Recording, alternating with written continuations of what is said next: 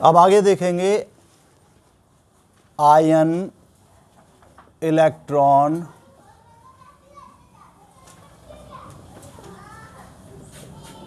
अर्ध अभिक्रिया। ये वे या अर्ध समीकरण।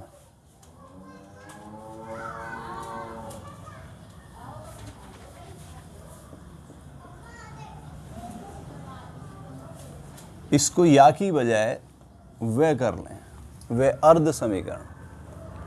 आयन इलेक्ट्रॉन अर्ध अभिक्रिया यानी ion electron half reaction and half equation. देखिए क्या होता है, ये पुरानी कॉन्सेप्ट के अनुसार तो केवल ऑक्सीकरण की प्रक्रिया या केवल अपचयन की प्रक्रिया ये कहलाती हैं आयन अर्ध अभिक्रिया। लेकिन आयन इलेक्ट्रॉन अर्ध का अभिक्रिया में क्या होगा कि ये दोनों चीज़ मौजूद होंगी, आयन भी और इलेक्ट्रॉन भी।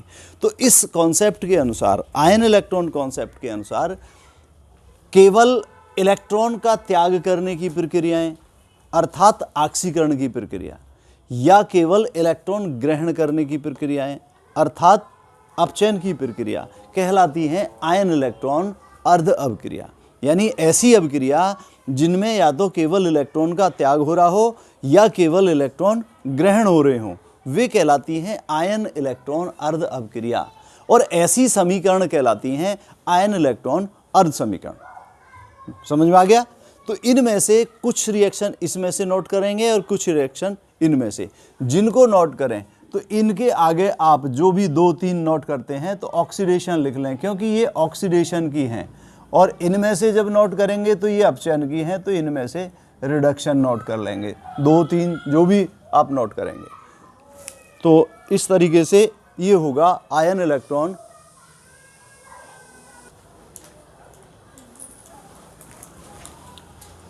अब आगे देखिए, यही नाम है ऑक्सीकरण अपचयन अभिक्रिया या रेडॉक्स अभिक्रिया। ये क्या होती हैं, नोट करें इसका, ऑक्सीकरण अपचयन अभिक्रिया या रेडॉक्स अभिक्रिया। देखिए पुरानी कॉन्सेप्ट के अनुसार, जो ओल्ड कॉन्सेप्ट है उनके अनुसार ये प्रक्रिया वो कहलाती हैं जिनमें किसी एक पदार्थ का ऑक्सीकरण होता है और किसी दूसरे पदार्थ का अपचयन होता है, वो कहलाती हैं ऑक्सीकरण अपचयन अभिक्रिया। उन्हीं को कहते हैं रेडॉक्स अभिक्रिया। लेकिन यहाँ पर समझाना पड़ेगा मॉडर्न कॉन्सेप्ट के अनुसार, और मॉडर्न कॉन्सेप्ट में भी किसके अनुसार, आयन इलेक्ट्रॉन कॉन्सेप्ट के अनुसार। तो इसके अनुसार हम इसको ऐसे समझा सकते हैं कि आयन इलेक्ट्रॉन कॉन्सेप्ट के अनुसार वे प्रक्रियाएं जिनमें किसी एक पदार्थ के द्वारा इलेक्ट्रॉन का त्याग किया जाता है और किसी दूसरे पदार्थ के द्वारा इलेक्ट्रॉन ग्रहण किए जाते हैं। अर्थात आयन इलेक्ट्रॉन कॉन्सेप्ट के अनुसार वे प्रक्रियाएं जिनमें एक पदार्थ इलेक्ट्रॉन का त्याग करता है और दूसरा पदार्थ इलेक्ट्रॉन ग्रहण करता है, अर्थात जिनमें इलेक्ट्रॉन का आदान प्रदान या इलेक्ट्रॉन का स्थानांतरण होता है, वे प्रक्रिया कहलाती हैं ऑक्सीकरण अपचयन प्रक्रिया। और इन्हीं को रेडॉक्स अभिक्रिया भी कहते हैं। ध्यान रहे, इन प्रक्रियाओं में ऑक्सीडेशन और रिडक्शन की प्रक्रिया बिल्कुल साथ साथ होती रहती है। एक पदार्थ का ऑक्सीडेशन तो दूसरे पदार्थ का रिडक्शन, अर्थात एक पदार्थ इलेक्ट्रॉन का त्याग कर रहा होता है, दूसरा पदार्थ इलेक्ट्रॉन का ग्रहण कर रहा होता है, साथ साथ होता है। उदाहरण के लिए देखेंगे, जैसे ये है FeCl3 plus SnCl2 is equal to FeCl2 plus SnCl4। ये प्रक्रिया है।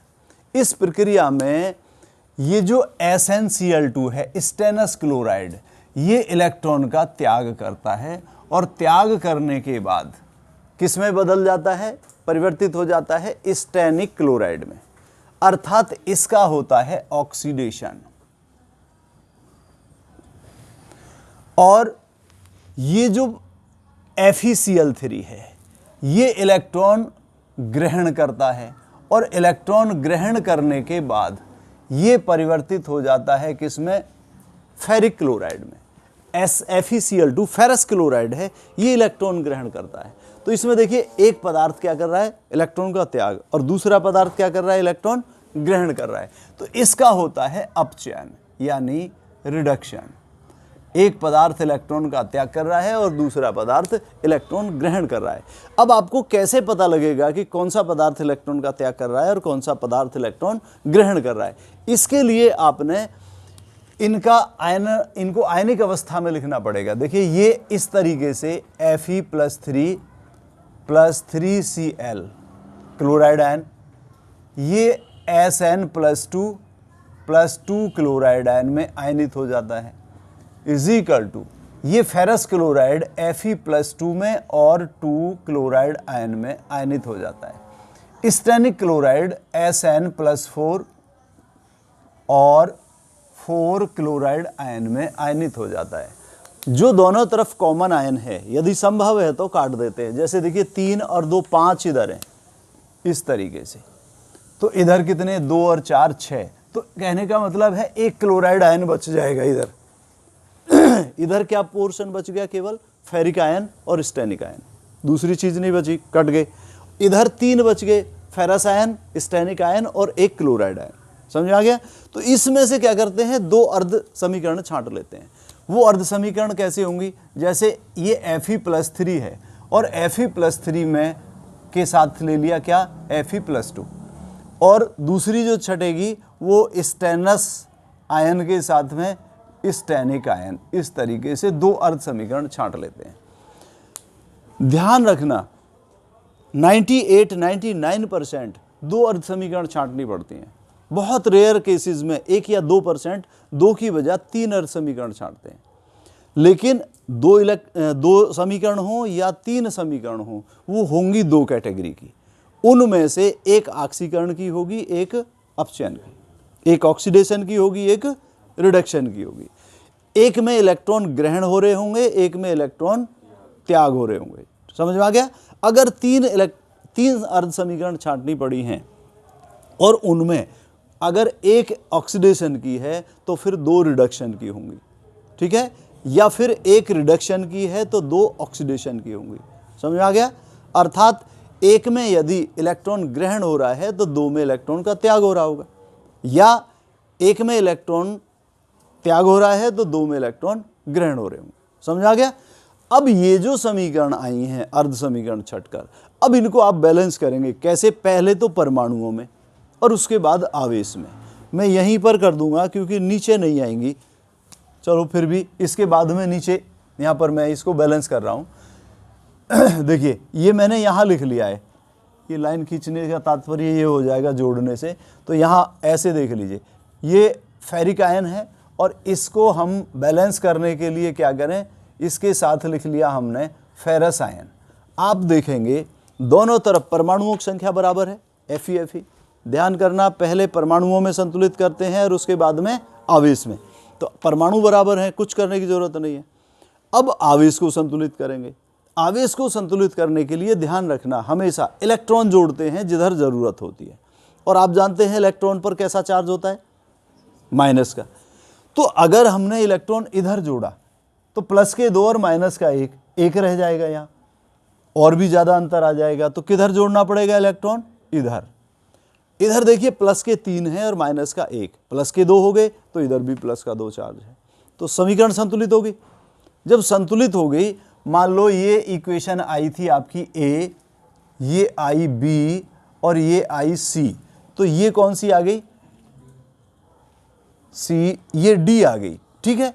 अब ये D कौन सी हुई? ऑक्सीकरण की हुई या अपचयन की हुई? ऑक्सीडेशन की हुई या रिडक्शन की हुई? कैसे? बिल्कुल सही, क्योंकि इसमें इलेक्ट्रॉन ग्रहण हो रहा है, इसलिए ये कैसी है? रिडक्शन की है। तो आपको पता चल गया कि ये Fe से संबंधित पदार्थ का क्या हो रहा है? रिडक्शन हो रहा है, वो इलेक्ट्रॉन ग्रहण कर रहा है। पता चल गया? अब इसको संतुलित कर दीजिए। Sn+2 के साथ में ले लीजिए Sn+4 को। सबसे पहले किस में बैलेंस करते हैं? परमाणुओं में। परमाणु दोनों तरफ Sn के 1-1 है, कुछ करने की जरूरत नहीं है आपको। अब क्या करेंगे? आवेश में संतुलित करिए। तो आवेश में संतुलित करने के लिए क्या करते हैं? इलेक्ट्रॉन जोड़ते हैं जिधर जरूरत होती है। एक में यदि ग्रहण किया है तो दूसरे में त्याग होगा, ये जरूरी है। तो आप देखिए इधर प्लस का 2 चार्ज है, इधर प्लस का चार्ज है 4 है।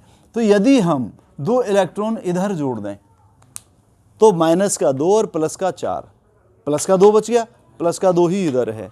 तो ये रिडक्शन की, ऊपर की रिडक्शन की थी डी, तो ये कौन सी हुई, ई। किसकी हुई ये, ऑक्सीडेशन की। क्यों हुई ऑक्सीडेशन की, क्योंकि इसमें इलेक्ट्रॉन का त्याग हो रहा है। इसका मतलब एसएन से संबंधित पदार्थ का क्या हो रहा है, ऑक्सीकरण, अर्थात वो इलेक्ट्रॉन का त्याग कर रहा है। ऐसे पता चल गया आपको, क्लियर हो गया। अब इसका एक और दूसरा एग्जाम्पल मैं यहीं पर लिख रहा हूं। देखिए दूसरा एग्जाम्पल क्या है, अब तुमने ये नोट नहीं किया, मैं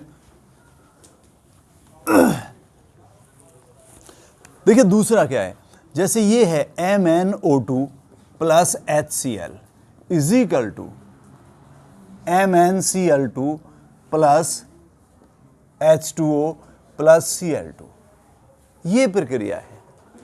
इस प्रक्रिया में आप देखेंगे किसका ऑक्सीकरण हो रहा है, किसका अपचयन हो रहा है।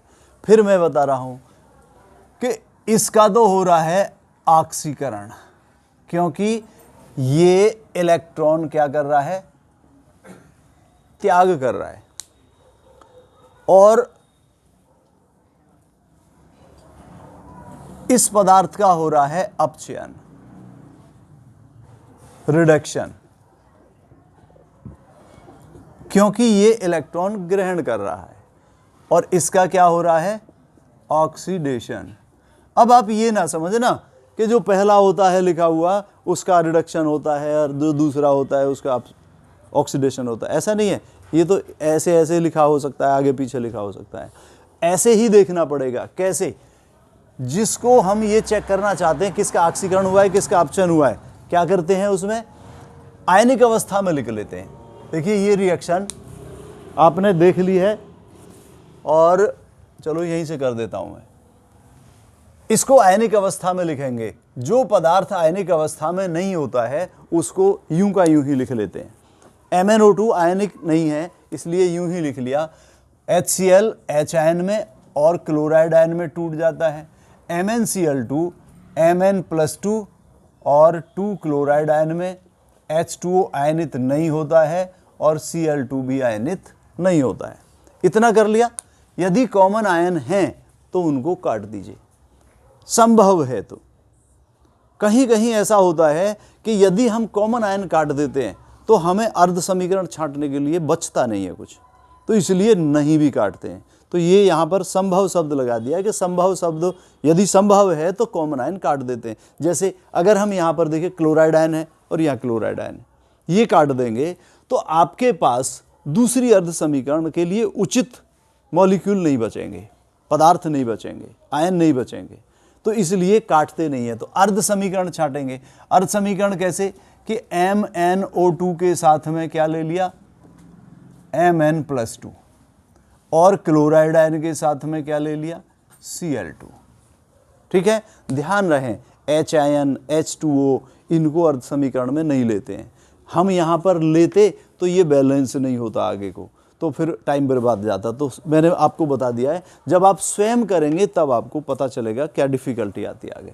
अब ये 2 समीकरण हो गई, मान लो ये A, ये B और ये C। तो क्या करेंगे यार, समीकरण छांटने के बाद बैलेंस करेंगे, पहले परमाणुओं में और फिर आवेश में। अब देखिए जैसे मान लो यहाँ पर हमने देखा कि MnO2 है और इस MnO2 को हमने दोबारा लिख लिया।